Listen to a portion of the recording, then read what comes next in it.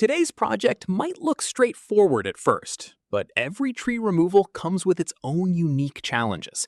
In this case, the crew is working beside a location that holds a lot of personal memories.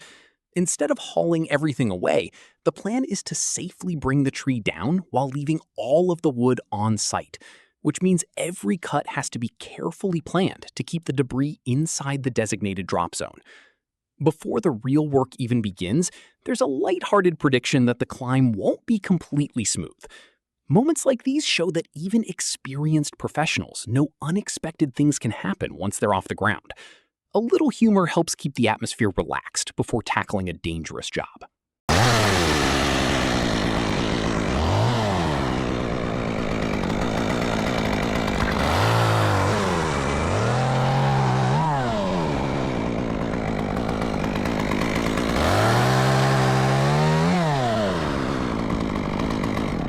Neither of us work there today, so I can talk about it. We still work at a fire department, just not that one.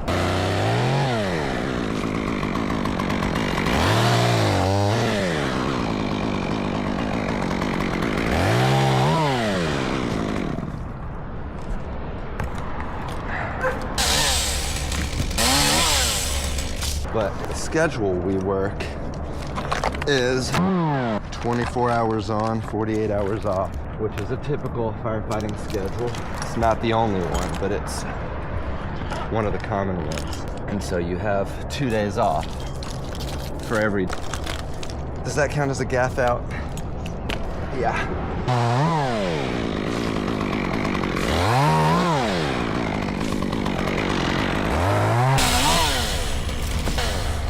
Take a guess what most firefighters do for a second job. Well, those who start their own bit. A lot of firefighters will just...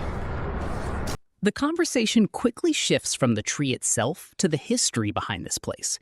Right next door is the fire station, where the business partners first met and eventually decided to build their own company.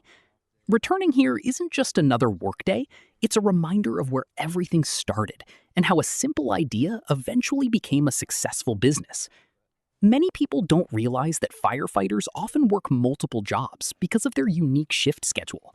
Working 24 hours on duty, followed by 48 hours off, gives them time to pursue additional careers. For these two partners, instead of choosing another emergency service role, they decided to build something of their own. Opening a pottery studio, you would be wrong. If you guessed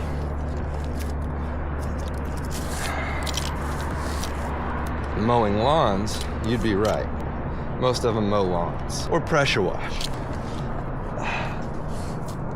Hey, my rope is kind of wrapped up in the porter wrap. Thank you. And could you move that rigging box too, just so I don't smash it? Starting a business is never easy, especially in an industry as demanding as tree work. While many firefighters choose lawn care or pressure washing as a second income, these partners were drawn towards something that combined technical skill, physical challenge, and problem solving. That decision would eventually shape the future of their careers. As climbing continues, the discussion turns to how the idea first began. Like many people, the climber initially watched professional tree work online and thought it looked incredibly dangerous. But after spending more time learning and observing experienced arborists, that fear slowly transformed into curiosity and eventually into confidence. So you know some knot basics. And my partner had been through rope rescue, technical rope rescue class, and they've gotten certified. And at the fire department, you run chainsaws a lot. Every day you run the chainsaws.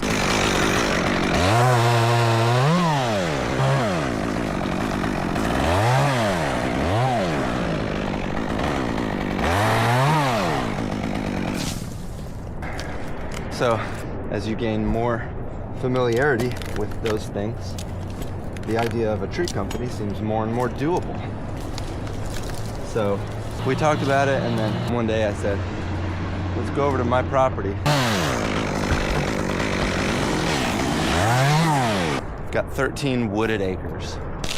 Let's get out the chainsaw, Oh, at that time I had used Trump's $2,000 COVID stimulus check to buy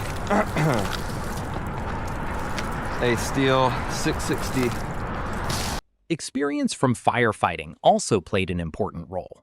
Years of operating chainsaws during emergency responses, learning rope systems, rescue techniques, and knot tying created a strong foundation.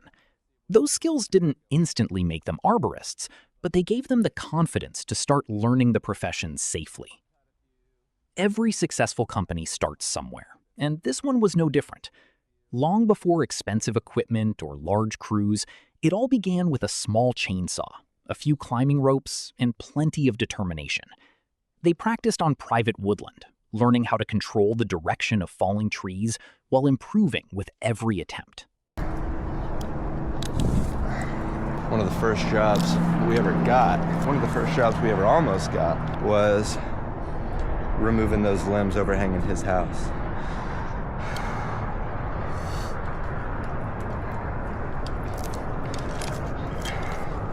That was before I had ever climbed a tree that I said I could do that. I have that level of idiotic confidence that, having never climbed a tree, I figured I could get up in those trees and remove those big limbs over that house.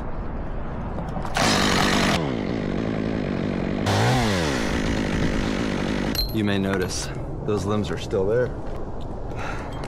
Turns out they're developing that area behind the house into a large subdivision. Those trees are not on his property. They're gonna take those trees out with the development, so he doesn't have to worry about them after all. Which is really fortunate, because can you imagine me with no experience rigging out those big limbs? The answer is no. So the answer is yes, you can imagine it, and it would not have gone well. Those early practice sessions weren't perfect. Some trees became hung up, others didn't fall exactly as planned, but every mistake became another lesson. That's often how practical experience works. Progress comes through repetition, patience, and constantly improving, rather than expecting immediate success. As confidence grew, so did the business. What started with basic equipment gradually developed into a professional operation. Instead of owning specialized machinery from day one, they made the most of what they had, rented equipment when necessary, and focused on delivering quality work while steadily expanding their capabilities.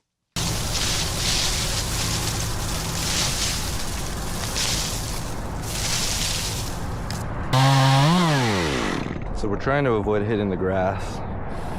We're trying to keep it all in this mulch island.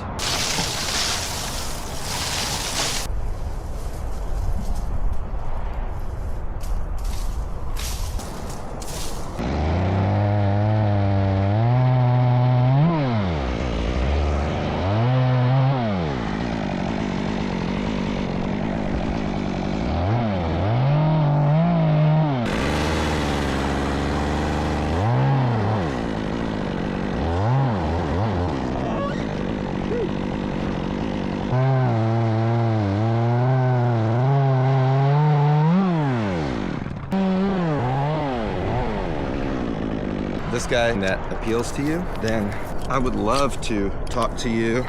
Looking back, the climber admits there were times when confidence outweighed experience. Early on, there was a temptation to accept jobs that would have been far beyond their skill level. Thankfully, circumstances changed before those risky opportunities became reality, proving that sometimes the best outcome is avoiding a dangerous situation altogether. Meanwhile, the current job continues to progress. Every branch is carefully guided toward the mulch island instead of the surrounding lawn. Precision remains the priority because controlling where each piece lands makes the cleanup easier and prevents unnecessary damage to the property.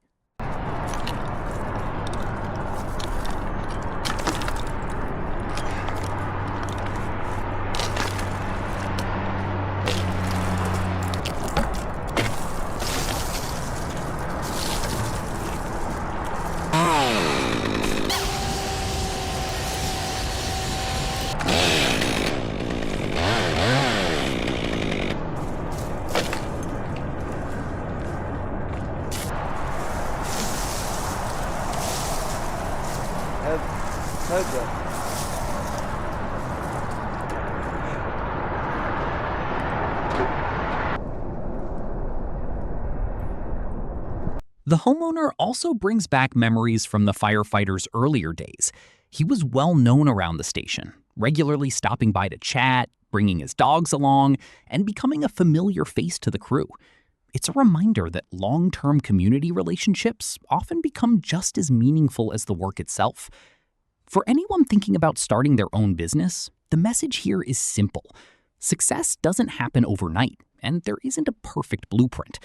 What matters most is learning continuously, building practical experience, and being willing to improve with every project, rather than waiting until everything feels perfect.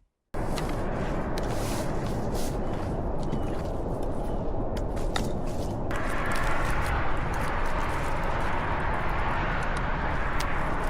right, I'm gonna rig these down. You don't need any wraps or anything at all. There's 2 on this one.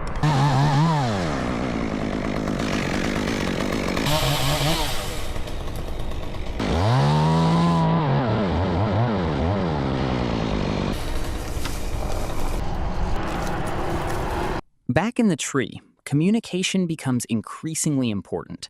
The climber and ground crew coordinate every movement, discussing ropes, rigging, and the safest sequence for removing larger sections. Clear communication is often the difference between a smooth operation and a dangerous misunderstanding. Instead of allowing heavy branches to fall freely, the climber prepares to rig several pieces down in a controlled manner. This technique reduces impact forces, protects nearby property, and gives the crew far greater control over every stage of the removal process. With the upper canopy becoming lighter, smaller sections can now be removed more efficiently. Every successful cut brings the operation one step closer to the final objective, while maintaining balance throughout the remaining structure.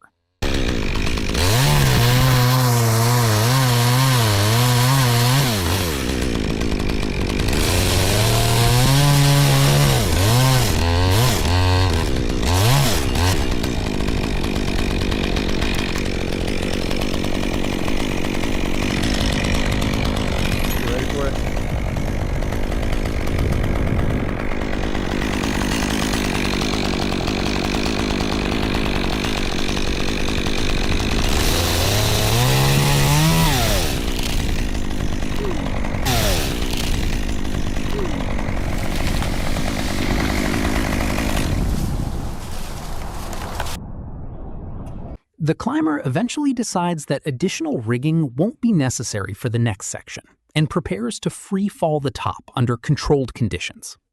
Knowing when specialized equipment is required and when it isn't is another skill that only develops through experience and careful judgment.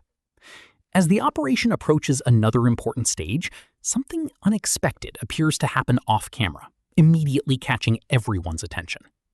Moments like these remind us that even the best planned tree removals can change in an instant, requiring quick thinking, calm communication, and complete focus until the job is safely finished.